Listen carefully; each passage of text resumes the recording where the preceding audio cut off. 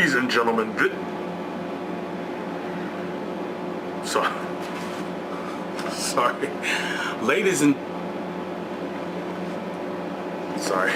Ladies and gentlemen, this is Big Ray's Wrestling Show. I am the Mark of the Masters, the man with the plan. Big Ray here to stay to talk some TNA today. Ladies and gentlemen, it was Halloween 10/31/2013. Ladies and gentlemen, I am going to talk some Impact Wrestling today. Whew, I got to tell you guys, one heck of a show today, and I say this all the time, but this was legitimately a really good show. I really enjoyed the pace of the show. I enjoyed the matches. I enjoyed the storytelling. Guys, we're going to jump right into this. Dixie Carter comes into the ring and she talks about how she offered AJ Styles the world. Now, apparently AJ Styles has taken the TNA World Heavyweight Championship and he's gone.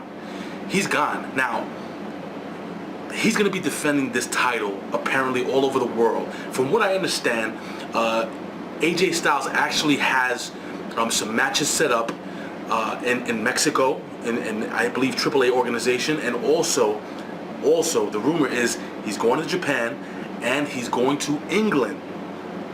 This is what I'm hearing, guys. Again, this is all rumor right now. Nothing is set in ink. But from what I understand, AJ Styles will be defending that TNA title all over the world. Now, here's the thing. Dixie Carter says AJ Styles is not the TNA World Heavyweight Champion. She says Dixie Carter, or she says AJ Styles is a pretender, just like the kids are trick-or-treating today. If depending on when you're watching this, AJ Styles is making believe that he is the World Heavyweight Champion. His belt is apparently just like any toy belt or replica belt. Dixie Carter is looking for a real World Heavyweight Champion, somebody who she can depend on, basically. So she calls out seven former World Heavyweight Champions: James Storm, Austin Aries, Samoa Joe, Kurt Angle, Jeff Hardy, Chris Sabin, and Bobby Roode. Now, Dixie Carter she says, look, I'm missing one person.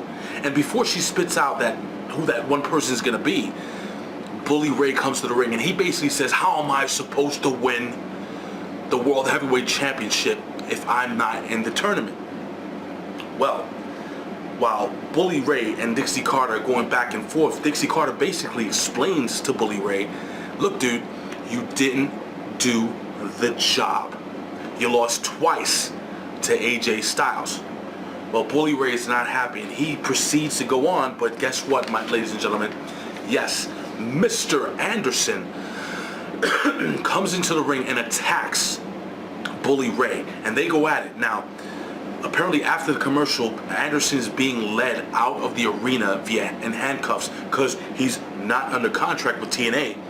Backstage, Brooke tells him, my boyfriend's gonna kill you, my boyfriend's gonna beat you up, and all that good stuff. Well, while this is happening, it's basically a distraction for Bully Ray to attack Mr. Anderson backstage, and he lays into Mr. Anderson with that big heavy chain, and I quote, he says, don't be stupid, stay away. Well, we jump into a tag team championship rematch of the Bromans versus Gunner and James Storm. Now the match quickly starts off with as the Bromans come into the ring first, James Storm and Gunner attack the Bromans from behind. Now Gunner and Storm have control of most of this match. They're actually dominating most of the match. Now towards the end of the match, we have Cowboy James Storm, who is alone with Jessie in the ring. Now Cowboy James Storm is looking for that last call super kick. Jessie is set up in the corner of the ring, but Robbie makes a save, pulling Jessie out. Now Cowboy James Storm reaches out, pulls Jessie back into the ring via his hair, puts him in a suplex, getting ready to suplex him back in the ring, gets him up, and guess what? Robbie E does the heel thing, pulls Cowboy James Storm leg out from under him. Jessie comes down crashing. Robbie holds on to that leg. The referee does not see it. 1, 2, 3. The bad guys go over. Ladies and gentlemen, I want to know what you guys think about the Bromans.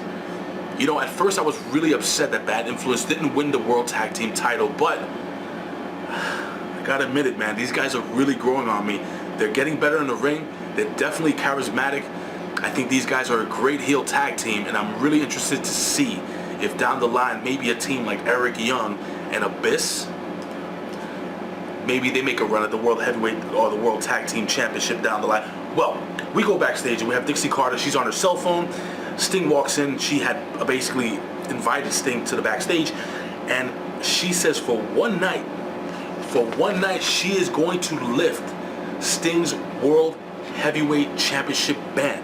There will be a gauntlet match, and Sting is included. But here's the kicker: Sting is going to be the first man in. Dixie Carter says he has to earn his way, and Sting says, you know, I've earned everything. I'm not an entitled fool, basically. We jump backstage again, and we have Bad Influence, and they're dressed like Sherlock Holmes. And I gotta tell you, these guys are so freaking, they're so entertaining. And throughout the night, they have an investigation going on, and they want to know what is going on with this appearance and disappearance of Abyss. Oh, and by the way, these guys actually mentioned the Television Heavyweight Championship. Now, question for you guys. Please leave your comments here below at OneWrestling.com or YouTube/OneWrestlingVideo. Do you think there is a possibility that the Television Championship makes a comeback? They mentioned it. I mean, this thing disappeared out of thin air, or it went into the abyss with Abyss. Now, does the Television Championship make a comeback? Do you think it's a good idea? I don't think they need it. I think TNA is perfect with the World Heavyweight Championship, with the X Division Championship, and the Tag Team Championship. That's it. X Division Championship, perfect second tier championship. That's it. I want to know what you guys think. Please leave your comments here below. So, we move on, and we have Ethan Carter III, EC3. And ladies and gentlemen, it is a Bound for Glory rematch. Norm is back, ladies and gentlemen. Now, look, Norm is basically a jobber. I gotta be honest with you, I love this guy. This guy who is a jobber, he's totally hilarious, and he really sells. And I know he oversells the guy Norm, but I think it was hilarious. And yes, Ethan Carter III goes over with the front face DDT. Now, I want to make a quick point to you guys. You know, a lot of people, especially WWE marks, they want to say, oh, well, you know, Ethan Carter III stole that front face DDT, blah, blah, blah. Guys, do a little research.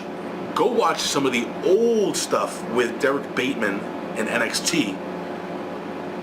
Derek Bateman, Ethan Carter III, Michael Hutter, was using that front face DDT way before Dean Ambrose ever used it. Check it out, ladies and gentlemen. You tell me what you guys think. We're going to move on. Now, we have the Gauntlet match, which actually wasn't really a Gauntlet match. It was more of a battle royal. I mean, you can eliminate your opponent by going over the top rope. And I'm not going to say who eliminated who. We're going to be here forever, guys. And I know us, we have very short attention span. So I'm going to jump right into the match. We have Sting, who starts off with Kaz. KNUX, then Eric Young, then Daniels. Bad Influence actually worked very well as a team during this match. MANIK, and then finally Magnus. Towards the end of the match, we have Sting, and Magnus sees Sting in the corner, kind of tussling with Kaz towards, next to the rope. And guess what, ladies and gentlemen, Magnus throws both Sting and Kaz over the top rope, taking that spot. So now Magnus is the 8th person going for that World Heavyweight Championship. Sting walks out of the ring and he looks totally dejected. Now, am I a bad guy if I do what I have to do to make life better for myself? I mean, let's be honest, guys, storyline or not. If you were in Magnus's position, I'm sure you guys would do the exact same thing. Anyway, so we move on, and then we have ODB versus Gail Kim, which was actually a pretty decent match. Now, during the entire match, Lady TAPA, and by the way, this was for the Knockouts title, but Lady TAPA acted as a distraction the entire match, and it even led to ODB being put in that corner post figure 4, which is, I'm telling you, that will destroy your knee, guys. I mean, you guys, whoever thinks wrestling is fake, look, it may be predetermined. The fact is that you can really get hurt, and that move, for some reason, can really pull the muscles in all the wrong way in the cartilage. But anyway, towards the end of the match, we have Lady TAPA, who sees her girl, Gail Kim, in a lot of trouble. She's being put up in a suplex, and actually, ODB turns her around and drops Gail Kim right on her face, goes for the pin. She got at least a 10 count, well, a 5 count, but Lady TAPA is distracting the referee. Gail Kim recovers, rolls up ODB, grabs the rope for a little leverage, ladies and gentlemen, for the 1-2-3. Gail Kim retains the Knockouts title. Now, All Night Bad Influence again has been investigating the Abyss case, and again, a hilarious segment. I mean, can you name another tag team that can put over a pumpkin?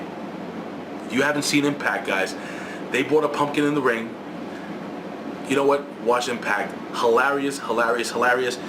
Now, EY comes into the ring dressed as Joseph Park, and they go back and forth, and EY basically attacks Bad Influence 2-on-1. Bad Influence 2-on-1 obviously start beating down EY, and ladies and gentlemen, you know who comes down to the ring. Yes, no, it's not Joseph Park. Abyss is back, ladies and gentlemen. Abyss comes into the ring. He hits 2 black hole slams, cleans house, extends his hand to Mr. Eric Young, and we move on. Ladies and gentlemen, now, Kurt Angle has apparently been cleared by the referee to fight tonight. And they've been doing this whole concussion thing, but we're going to jump into that in a second. First, we're going to go into Dixie Carter really quickly. And Dixie Carter has the Wheel of Dixie. And apparently every single match will be determined by Dixie Carter, or determined by that spinning Wheel of Dixie. And they have Jeff Hardy and Chris Sabin next week. And apparently Chris Sabin will be fighting Jeff Hardy in a Full Metal Mayhem match, which, I gotta be honest with you, it's gonna be a pretty good match. I'm looking forward to it next week. Dixie Carter doesn't seem to be, let's just say, behind Chris Sabin too much. I don't think she thinks he can win, but you'd be surprised. I won't be surprised if actually Chris Sabin goes over Jeff Hardy. Anyway, so we go to Roode versus Angle, and I gotta tell you something. This match was really good. This match between Roode and Angle was actually, in my opinion, I would like to know what you guys think. Leave your comments here below, OneWrestling.com or YouTube/OneWrestlingVideo. I think this match was better than the pay-per-view match. The fans actually broke out, and this is awesome chant. Listen, during the match there were a lot of high impact moves, a lot of going back and forth, exchanging submission holds. Now, Kurt Angle he's trying to hit the Angle Slam from the top rope, just like the pay-per-view.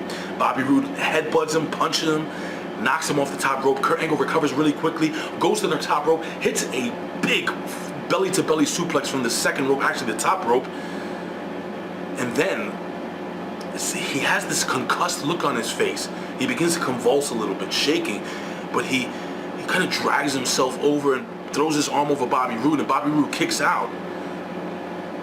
Now, the ref starts a 10 count between Bobby Roode and Kurt Angle, and Kurt Angle begins to, like, listen, I used to box, and I used to see a lot of guys get knocked out. And listen, I've gotten knocked myself a couple of times, and apparently when you're concussed or when you're knocked out, sometimes your body keeps moving, your body keeps twitching. It's all nerves and everything like that, and Kurt Angle seemed to be totally out of it, and you could see he's twitching and really selling it, and actually he sold it to a point that you could see the fans kind of quiet down. These fans actually, by the way, were really excited, and you could even see Bobby Roode kind of looking in almost with a little concern.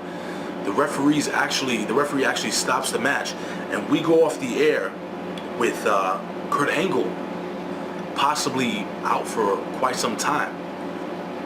Ladies and gentlemen, what do you think? Where do you think this is going?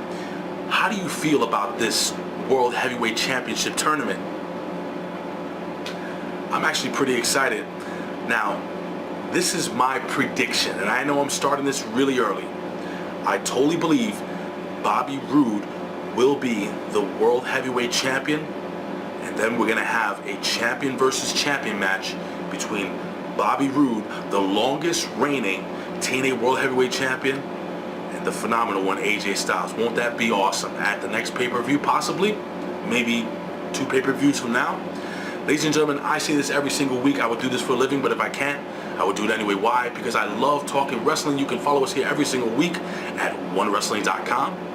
YouTube /OneWrestling Video. You can follow us on Twitter at OneWrestling. Please follow me on Twitter at Big Ray Show. Ladies and gentlemen, hit that subscribe button. Hit that like button. Guys, I love doing this for you every single week. Hey, and don't forget to follow me and my good friend Andre Corbeil at www.tnamecca.com every Tuesday night at 9 p.m. Eastern Standard Time as we talk everything TNA. Ladies and gentlemen, this has been Big Ray's Wrestling Show. I will see you next week for my Impact recap and review. I'll see you next week. Peace.